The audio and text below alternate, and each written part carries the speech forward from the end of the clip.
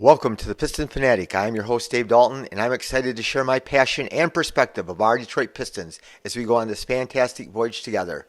I've been a diehard Piston fan since the days of Dave Bing and Bob Lanier. I've also been the varsity basketball coach of a very successful program in northern Michigan. Well, I'm coming on tonight just after the Pistons dropped their seventh straight game, 114 to 106.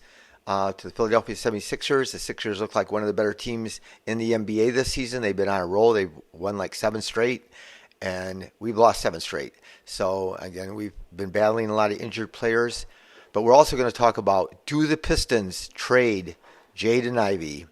And we're going to get into that as much as we can. And before we start, though, I just want to ask you all, I'm so excited about our viewers and how many viewers we've been getting. I've been getting lots more viewers, but what I really would appreciate is if you would please subscribe on YouTube.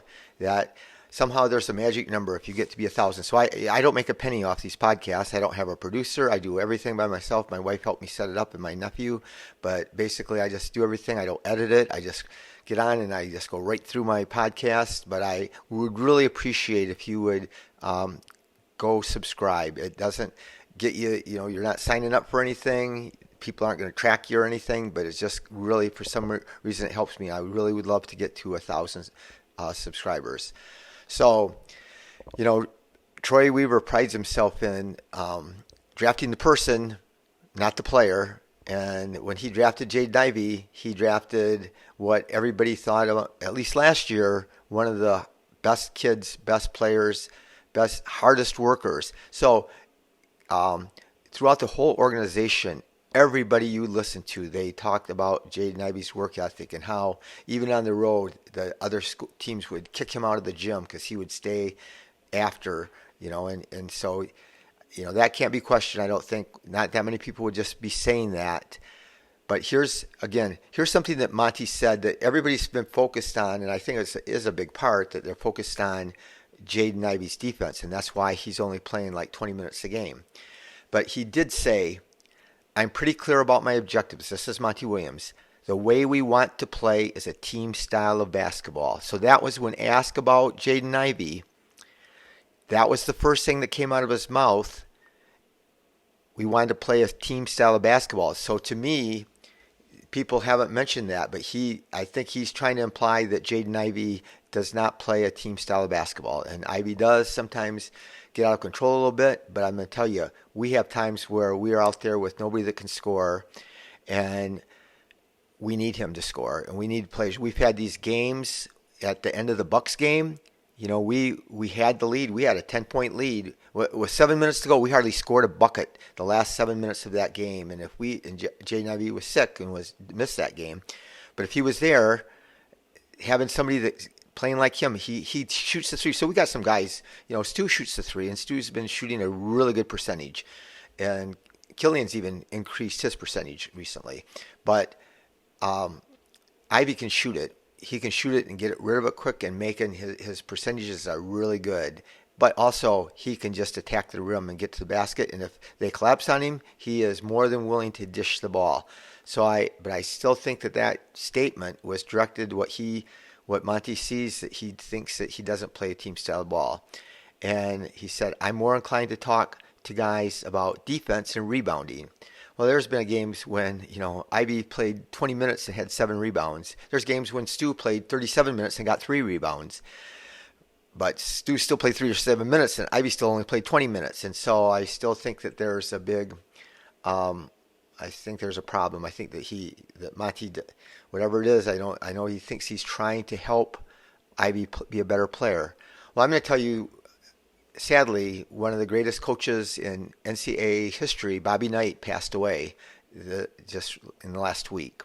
And Bobby Knight was notorious for being hard on his players and being tough and making them tough he would be so tough on them that the game supposedly was easy. But I'll tell you what, he drove away Larry Bird. Larry Bird went to Indiana as a freshman, and he left.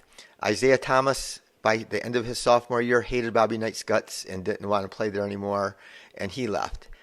And I wouldn't want my son to play for Bobby Knight, and, rest in peace, Bobby Knight. You were a great coach. You knew a lot about basketball, but tough love doesn't work on everybody. And Jaden Ivey, you can see when he plays, he wears his heart on his sleeves, and he's out there playing hard, even though he doesn't do things right. Sometimes I know Monty's mad. He leaves his feet, so somebody pump fakes, and they practice it. So that's frustrating for Monty, and I understand that. I was a coach for 41 years, and when you repeatedly teach something and you drill it, and then they still do it, it gets frustrating. But again, against the Blazers, we could not score at the end of that game. We had a big lead that game. There's no way, even without Duren. I mean, we would have won even if we played bad, if we would have had Duren. But we were terrible down the stretch of that game. Cade was 3 for 11 and 3 turnovers. Our whole team turned the ball over. And if we had Ivy to put in there at the end of that game, he would have been, able to get us a bucket, because we didn't get buckets. Again, the Bucks game and the Blazers game, we couldn't score at the end. Same thing with the Pelicans. Ivy helped get us back into the game, but it never seems like he's never rewarded. I never see anybody else's minutes get cut. Monty insists that he holds everybody to the standard, and everybody has to earn their minutes. And he plays great. I mean, Ivy had a game where he played 19 minutes. He had 20 points, and points aren't everything. Passing, but he's had lots of assists. His percentages are really, really good. I mean, he's shooting. In the 6 games he played, 49% from the field, 41% on threes, 83% on free throws. And he hasn't played since November 2nd. And I'm going to tell you what, and it's not because of him or not because of him, but our defense has allowed way more points since Ivy's been sick and he's missed all these games than it did before he got sick. So, I just think that it's really easy. And again, I have more to say about this too, but so he hasn't been playing for eight days. He's had this virus for 8 days, and of course, Monty spoke about it today and said that he has started to shoot and that he's feeling better. But I wondered if sometimes when players are held out, it's because there's a trade in the works. So there's some teams, you got to believe that there's GMs calling Troy Weaver because he was a hot commodity. There were a lot of teams that wanted to trade up and get him with the 5th pick, and then he had a really good year last year.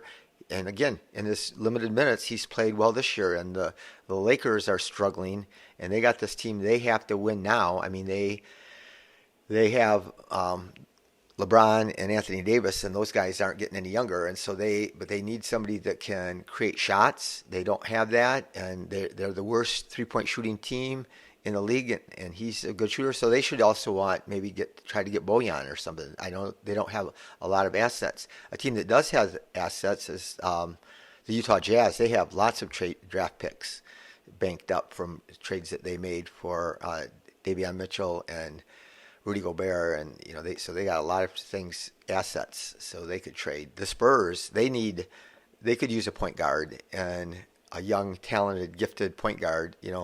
Ivy's ceiling is really high, and if we're going to, we need to find out what he can do and who he can be. We need to find out now. I mean, we have to give him a qualifying offer, and then pretty soon, before you know it, he's going to be eligible for his extension. And so playing him 20 minutes, you can't find out. And we're 2-8. We're not going to.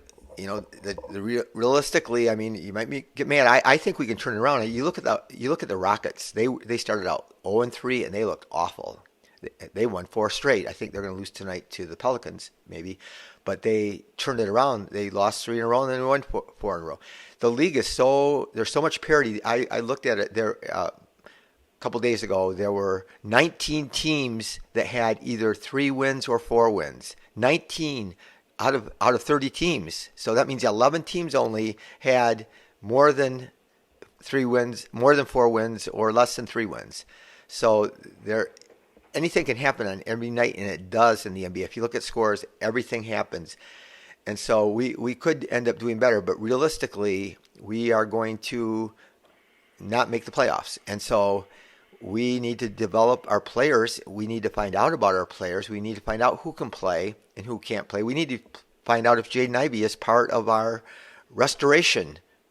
And playing 20 minutes a game and being hoodwinked by your coach, I don't think it's going to help. I mean, he could turn him around. It could make him play better. But there's also something known as watching film and showing the player what he's done wrong, and I'm sure Monty's done that. I'm sure the coaching staff's done that, and I know again, all you have to do is listen to Jaden Ivey speak, and I listen to everything I can, and I listen to what everybody says about him. And I can't imagine that he's just some guy that goes out there and all he wants to do is jack up shots and not play defense. And, last year he led all rookies in assists. So another thing I found real interesting, Bryce Simons he does a Piston Pulse, but he's also on Game Theory podcast. That's a really good podcast. So you should listen to it if you can. But he evaluates draft. He's a draft analyst, Bryce Simons is, but he's also with Marty Sankova, and he does a Piston podcast called the Piston Pulse. So I was really excited because he breaks down film all the time, every day. He's breaking down film and he's studying prospects, but he also breaks down film of the NBA. And he's like an unbiased guy, and he's not strongly opinionated about a lot of things. But I was so excited because he finally said on the podcast, Killian Hayes and Stu, they make plenty of mistakes on defense. They make lots of mistakes. And I mentioned that even in the last podcast. Killian's gotten blown by. He got blown by tonight by somebody, but he got blown by 3 times in a row by Scoot. And they ended up getting a dunk because somebody had to come and help. And he got blown by Shaden Sharp, which he's a great athlete. Lots of people probably do, but he got blown by Eric Gordon, like 3 times. And Eric Gordon's like 35 years old, and he was never quick or fast. So I'm not saying Killian has played awesome. He was incredible tonight. And so but my point about that is not that Killian or Stu are bad, but they're late on closeouts. And Killian doesn't rebound sometimes, Bryce Simons said. But the point is that Monty holds everybody accountable, but that's not true. He doesn't hold everybody accountable. And like I said, I want Cade to play 35, 38 minutes. But he turns it over 3 times in a row. But Monty said in his press conference that he holds him accountable. So anyway, that just bothers me, and I did tell you that Monty has a lot of great qualities as a coach. I have a podcast episode like a month ago where I said he was the perfect coach for the Pistons, but he might not be the perfect coach for Jaden Ivey, so maybe they need to trade him. So if he, we'll see. I'm not saying that's going to happen. I'm not saying that this isn't all going to work out. I'm not saying that Ivey will become a great defender because of Monty not letting him play, but it could happen. So, the big thing is players need to find out what they can do at the end of the game. Like I said, they struggled. The Pistons have struggled at the end of the games, but here's Ivey has not played at the end of the games. In the fourth quarter, Cade, for example, has played 60.5 minutes in the fourth quarter. Jaden Ivey has played 26.5 minutes at the same point, after the same number of games. So that lets you have an idea that Ivey's played hardly any fourth quarter minutes. So that's a problem. And so hopefully, though, he'll come back from this virus and be in good shape, and hopefully he'll maybe get to play, and maybe he'll get to even help close some games. So another interesting thing with Killian has had 4 great games in a row, and tonight maybe even been his best game. And he has struggled, though. And so there's another podcast I listen to, The Athletic, which is a real good, well-run organization, and they have the Athletic NBA show, and the guys came on there, and I don't think they don't watch every game, but they follow the Pistons enough. So they said Killian must be blackmailing the coaching staff so he gets to play because he gets to play so much. But anyway, just so I hope he can. So here, I'm a Pistons fan. I want Jaden Ivey. I want Killian Hayes to be a great player. I hope he's an all-star. I hope he's a Hall of Famer. I hope, I want our team to win. I want our team to be good. And if he plays like he did tonight, then he is going to be definitely either a rotation player at the very least. But we have to find out, he's a restricted free agent at the end of this year. So a team can make him an offer. If he plays really great, they can offer him a lot of money. Or do we offer him a lot of money? And I know that Troy's been shown to just give people money that he likes. And so, maybe they'll just sign him and give him a bunch of money. So but we have to find out this year, but we have to find out about Ivy too. Is he going to be part of our future going forward? So that's just going to be interesting. But here's the thing: in Killian's effective shooting percentage over 3 years, 3 full seasons, and he didn't play a lot his rookie year, plus this year, his effective shooting percentage is 40%. Since 80-81, that's a little while ago, since the 80-81 season, only like 25 guys that have played half the games of their teams. So if it's guys at the end of the bench, they don't count. But guys that play half the games, only like 25 guys since 80-81 have had that low of a effective shooting percentage. So when they factor in effective shooting percentage, they factor in threes and free throws and 2-point shots. And obviously you get more credit. It helps your percentage, even if your percentage is lower on threes, because you effectively get more points. It raises it. So anyway, and he's the first guy in 10 years to shoot that low that's played, over half his team's games or started half his team's games. So that's just something. Has he turned it around? It looked like he turned it around last year, and I hope he has, but we'll see. But they also said that it's franchise arson to not be playing Jaden Ivey and not finding out whether he can play. And the number one thing in player development is playing time. You can break down drills, you can do stuff in practice, you can show guys film, but it's, you just see how much guys improve in the NBA by playing, not by playing 20 minutes either. So we'll see what happens. Like I said, he could have made a difference at the end of those games when we have nobody to score. We're really limited. So against Stu, he's played great. Stu has been wonderful. He again didn't have the greatest game tonight, but he is not a scorer. So at the end of the game, again that Milwaukee Bucks game, at the end of the game they're just taking the ball, they're trapping Cade. They play a zone. A lot of these teams are playing the zone tonight. Tonight the 76ers. They just had a guy pick up Cade full court, and they just denied him the ball, and the guy just pressured him and just got inside his jersey, and they didn't let him get it, so we just kicked it to someone else, and then Cade never got the ball back. So anyway, it's going to be, the soap opera continues with what's going to happen with Jaden Ivey and what's going to happen, and the bigger question is what in the world is going to happen when Monty Morris starts playing and Bojan Bogdanovic starts playing, and Alex Burke starts playing, and I do feel bad. I don't think I jinxed him, but I said Sasser was just so impressive. He was so unbelievable. I mean, he was shooting like 50% on overall, and like 58% on threes, but the last couple games he's kind of come down back to earth, and I expected that because even and all-stars don't shoot as good as he was shooting, but then he struggled quite a bit tonight. But like I said, that was 114-106 loss. We were up by 16 in the first half. And here's what I want to tell you, Piston fans: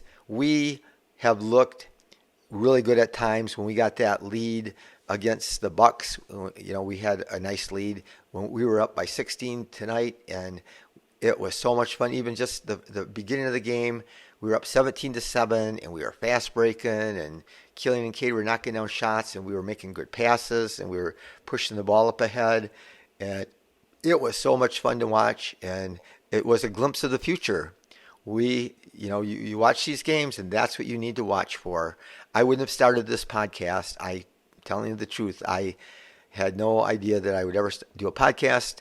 Like I said, technologically I'm challenged, but I did this because I believe in the team and the players that we have in this rebuild. I think that it's going to be exciting. I've been a Piston fan all these years, and I watch every team and all these games year after year, and especially the last 15 years I have not been enthused at all, but I am enthused about this team. So Embiid and Maxey, they're the highest scoring pair in the league, but first half tonight, they combined for 6 for 22. Unfortunately, they got a lot of free throws, but to hold Joel Embiid to 3 for 12, that our defense was suffocating. We forced them to have some turnovers. Like I said, we were up 17-7, and it was just so cool to watch. But now we have the Suns coming.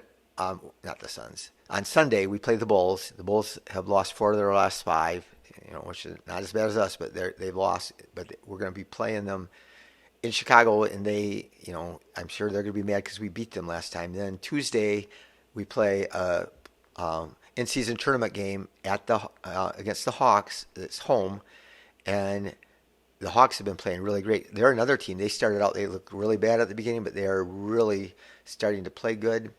And then we got to play the Cavs, and that's on Friday, and that's another tournament game. And then our last tournament game, we have to play the Pacers, and the Pacers are the highest scoring team in the league. So we got a tough bracket because the Cavs are really good. The Hawks are playing out of their minds, and then the Pacers, they are scoring, averaging like 130 a game. So we'll see what happens. But big factor in the game tonight was our big bugaboo, 17 turnovers, but the 17 turnovers led to 29 points. So that really, really hurt us. And like I said, they denied Cade. Cade started out on fire. He was 4 for 4, and he just shooting his mid-range, and just nothing but net. And then he went 1 for 11.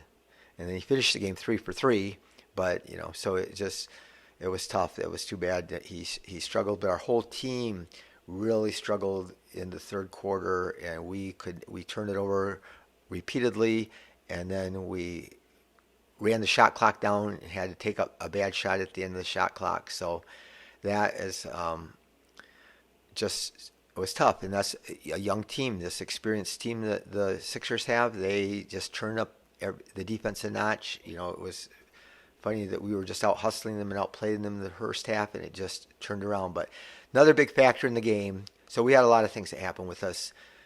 Duran has not been the same since the first time that he hurt his ankle a long time ago. He hurt his ankle, missed a game, came back, and he has never been the same.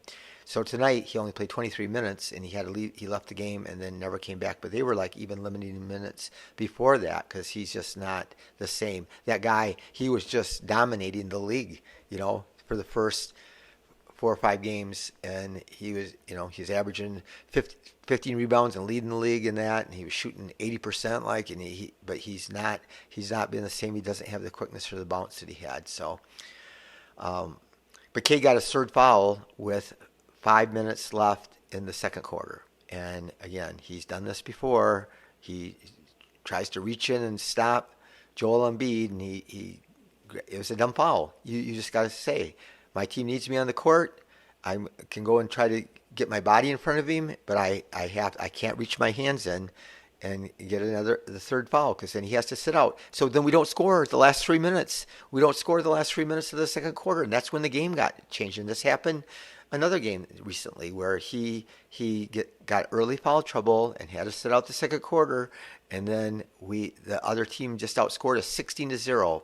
I forget which team it was, but they had a 16-0 run on us when Cade had to sit down because he was in foul trouble. Asar got his third foul with 2 minutes left in the second quarter, and obviously we need him out on the court. But even bit worse, with over 10 minutes left in the third quarter, he got his fourth foul. So then he had to come out early in the third quarter. We are not the same team. That dude makes things happen for us all over the court, and so we need him in there. So a quick look at the stats. Asar played 32 minutes, even with that foul trouble, 6 for 10. So he's had a couple games. His percentage has gone way up recently, and so that was a concern of mine. Not just as he was 0 for 1 on threes. He only shot 1 3, but I think that within the next 2 or 3 years he's going to be a decent 3-point shooter. But I think that his other shots around the rim, that was a concern of mine. If you take away his dunks, his percentages weren't good. But he made some great drives tonight, 12 rebounds, 4 assists, 1 steal, 3 blocks. I'm surprised. I thought that he would get more steals than blocks, but it seems like he's been getting more blocks than steals. So anyway, it's great that he's doing both. And a lot of people like to add those two stats together, the steals and blocks, and they combine them for one stat. But he had 3 turnovers, which again, sometimes he just gets a little bit sloppy with his handler, tries to dribble through a crowd, and he just ends up losing the ball. But he had 12 points, 32 minutes, 4 for 10, 2 for 5 on threes. Again, he passes up some shots, and he's just limited. He got 2 fouls, so he got in foul trouble right away. But he had 6 rebounds in 32 minutes. And, when Duran's not playing, we need Stu to get more rebounds. Like I said, the last game, I think he only got 3 rebounds, and he played 37 minutes. But he had 3 turnovers. So that's been a big problem. We get excited. I love Stu and Duran, and I love the fact that they like to pass. They're unselfish, but it's not worth it for us when he had 3 turnovers. So, Duran had 3 turnovers, and Duran only played 23 minutes. But the last game, I think Duran had 5 turnovers. So if you're making great passes, I said, you're not helping your team when you do that. Chris Webber used to do that. He used to make these fantastic passes, but his assist to turnover ratio was never good. So, but he ended up with only 4 points and 2 for 5, and we're not the same team. It's that ankle, and it's going to be interesting. So he is so vital to our team, and we are not. We're not going to beat too many teams without him. But at some point, do we have to just say we just got to let that thing heal, because he wants to play so bad, he just keeps on coming back, but too soon, I think, probably. But Cade, 36 minutes. He's been playing a lot of minutes. Sometimes I think he gets tired at the end of the games, but he was 8 for 18. Again, 4 for 4, and then 1 for 11, and then 3 for 3 on his shot. So it was a kind of up and down game for him. He was 1 for 5 on threes, and that's I don't know if it's in his head. His shots better. He started out the year, the first 6 games or so, he was shooting over 40%, and then all of a sudden, the last 3 or 4 games, he's really took a dive. So he's got to get that back going, but I'm confident he will. 4 for 4 on free throws. Not as many free throws as he has been getting, but he still gets, better than last year. He didn't even average 4 free throws a game. He had 4 rebounds, 7 assists. He had 4 turnovers, which is less than he usually has, and he had 21 points. So 4 turnovers, I guess that's, I want him to average like 3.5. I think if he averages 3.5 turnovers a game with his usage rate, then we will be okay. But Killian had another really good game. 39 minutes he played, more than anybody on the team. 8 for 17. Monty said he plays him too much, so maybe Killian is blackmailing the coaches, but if the coach is playing him too much. But he was 8 for 17. He started out really good. Him and Cade both were on fire at the beginning. He was 2 for 6 on threes, which is really still, not what he's been average. He's been in close to 40% for the last 6 games or so.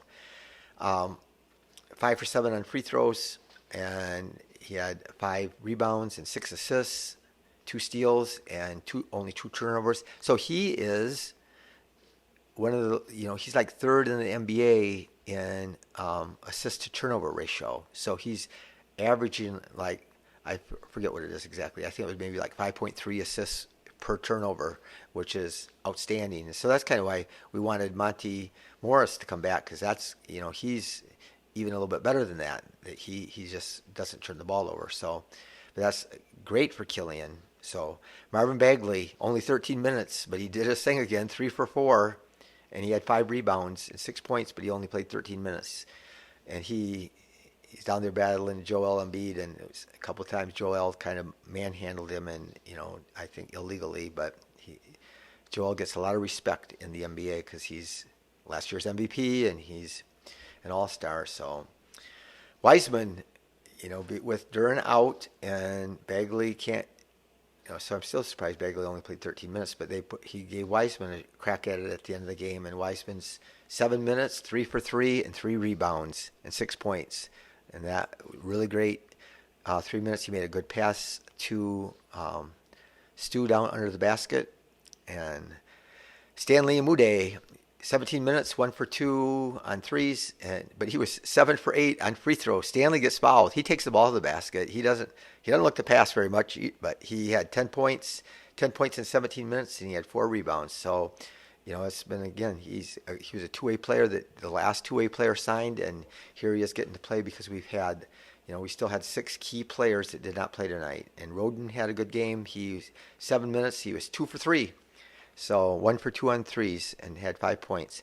here's the thing, Sasser, and he scored a bunch of his points were at the end of the game. He played 35 minutes. They got him in early. We played three guards with Cade and Killian and him a lot of the time, but he was 1 for 7 on threes. And again, he's been shooting over 50%. And he's 1 for 7. He got pretty much the same looks that he was getting, but he just messed him in. A lot of 3-point shooters have hot and cold streaks, but he was unbelievably hot.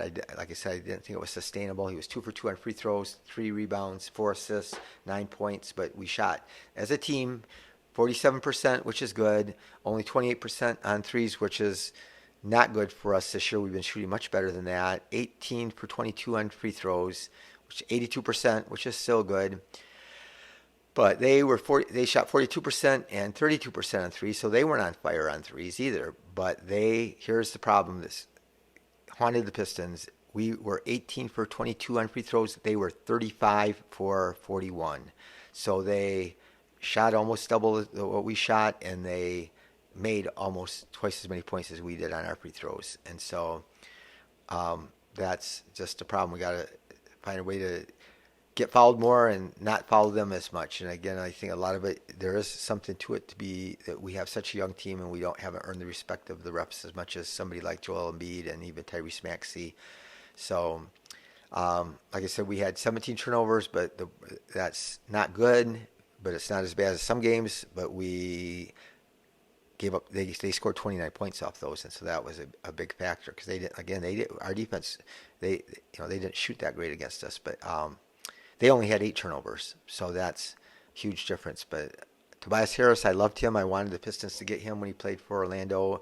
I wanted them to get him even the year before they got him, but he ended up being really good for the Pistons. But they're using him more this year. He's making a lot of money, but he got 24 points. And Embiid was only 8 for 21. And here's this guy that's this monster that, there was a quarter in either the last game or the game before that where he played the third quarter. He made like 10 out of 10 shots in the third quarter, I think. And here we held him to 8 for 21. But he was 16 for 19 on free throws. So that's killer. So he ends up with 33 points. And Maxey had 29 points. So yeah, that was tough. But we come back again. We play the Bulls, like I said, Sunday. And again, I appreciate every one of you. And like I said, we're getting more and more listeners. And tell a friend. But most important, please subscribe and leave a thumbs up. But be the reason that somebody feels valued and heard.